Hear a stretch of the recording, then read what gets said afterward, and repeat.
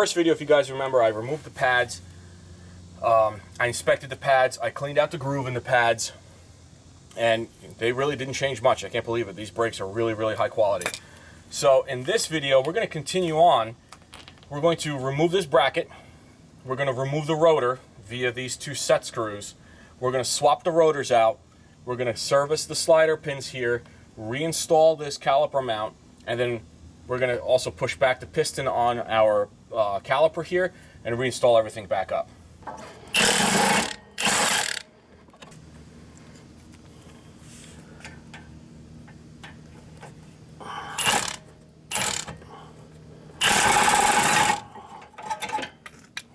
So we removed the two screws supporting our caliper bracket on with our big impact.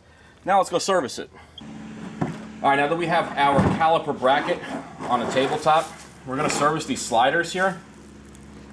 And we're going to do so one at a time because some of them are different.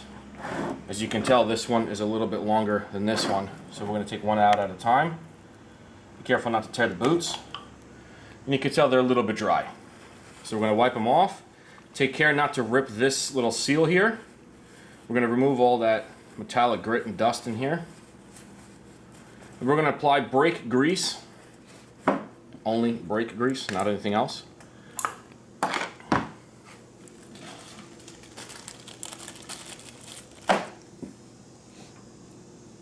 We're going to apply it. You don't have to be cheap with this stuff. Try to keep it off of that lip right here. That lip is where this little rubber dust seal sits. You don't want that greasy, otherwise it could slide off. So just smother it up, lather it up, and shove it back inside. And that is how you take care of a slider pin. When you shove it back in, make sure that this boot doesn't stay like that. Make sure you push it in all the way and it gets that lip. Now we're going to do the same thing on the other side.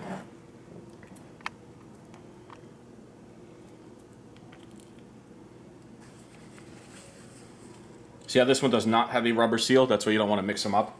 You always want to do one at a time.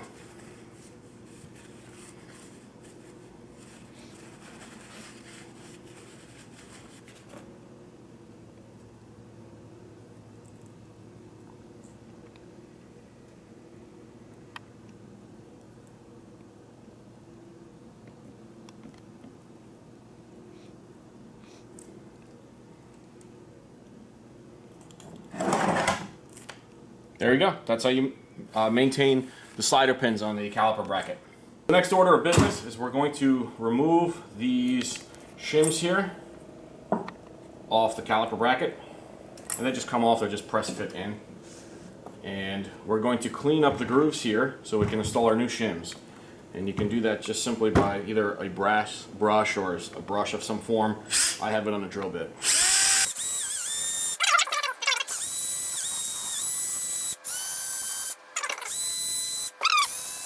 Going to spray this down.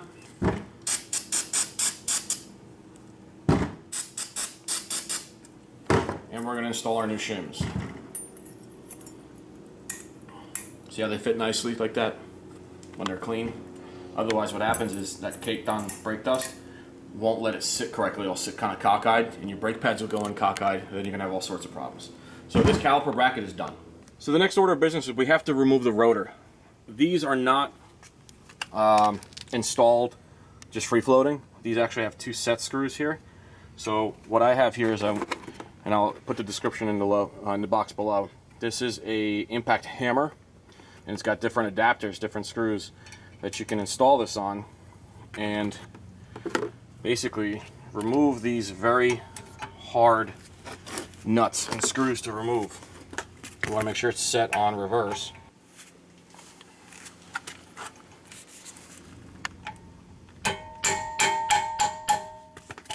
And it beats them out just like that. These are usually pretty much almost impossible to get out. I know people that routinely have to drill them out.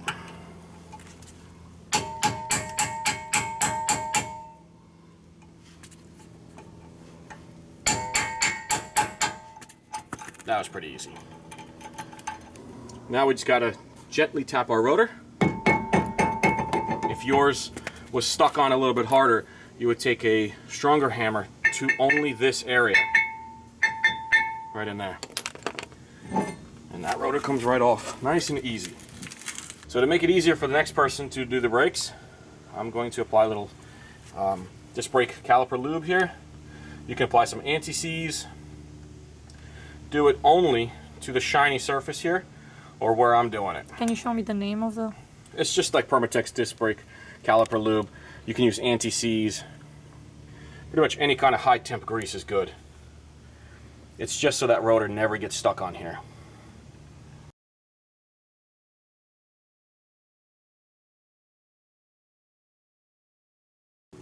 Now that we have our rotor, I took the liberty of cleaning it with some dishwashing soap and a little bit of a Scotch pad to roughen it up. We're going to install the rotor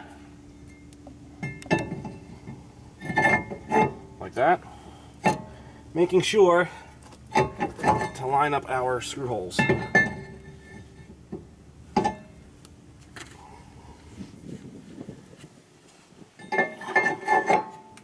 we're just going to reinstall our screw holes, or our screws, our set screws.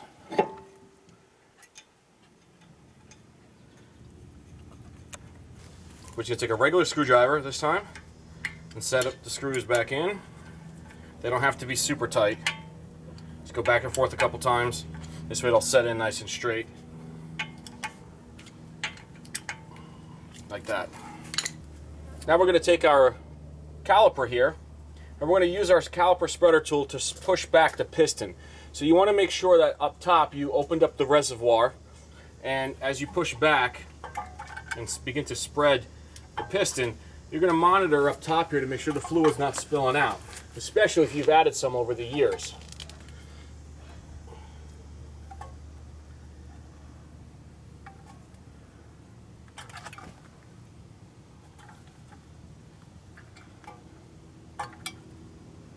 So when you feel like you've got enough space here, you can simply remove the caliper spreader tool, set it aside. I'm going to close that top up for now so nothing gets in there. And we're going to reinstall our caliper bracket.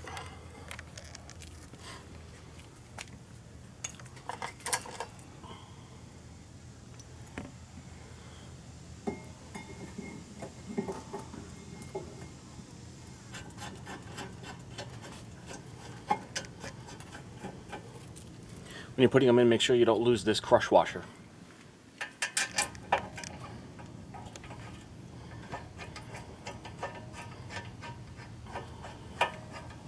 My impact here does 60, so I'm going to bring them up to 60 and then use my torque wrench for the rest.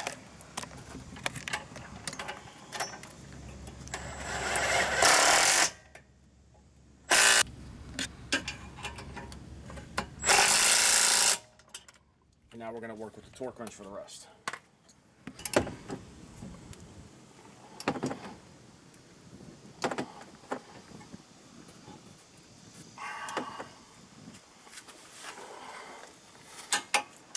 One.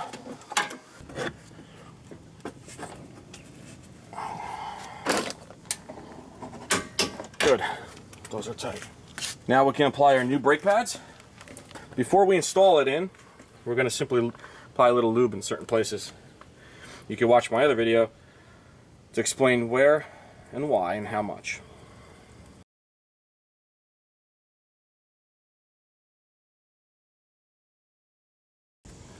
And just pop it in back there.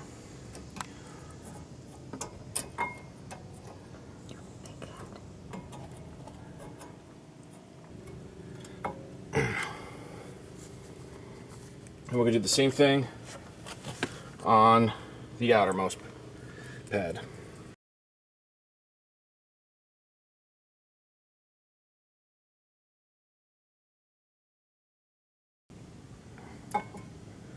And slip that one right in as well.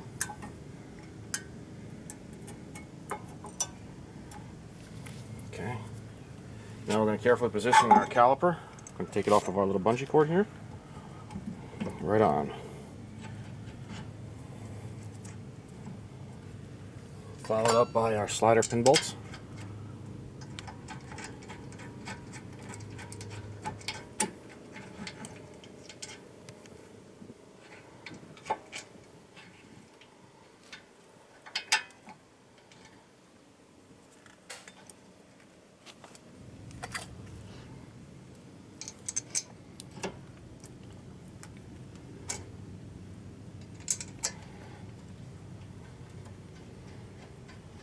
now we're just going to tighten up.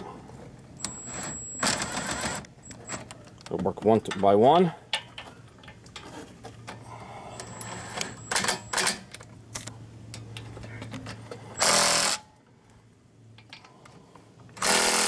This thing on setting 1 gives it only 30 foot-pounds of torque, so you can use that as a judge. Okay, now we're going to bleed this one caliper. So the next thing we're going to do is we're going to bleed the brakes. I took a regular Poland spring bottle, cut a hole in the top, and added a tube that will fit our bleeder valve. So I filled up the top, and I'm going to ask my lovely assistant to start pumping the brakes. All right, assistant, give it a few pumps. It's stuck because I already pumped. Hold it to the floor, and I'm going to open up the bleeder valve.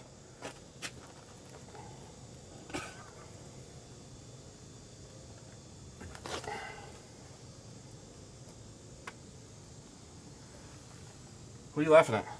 I just got an image in my head where I did that and it pulled and it spritzed you all over. That's nice. Okay, pump and hold. Pump and hold. Pump and hold. Pump and hold.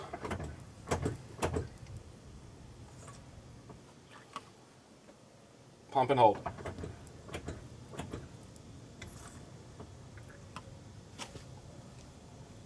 Okay, now we're going to go check up top to make sure we're not low.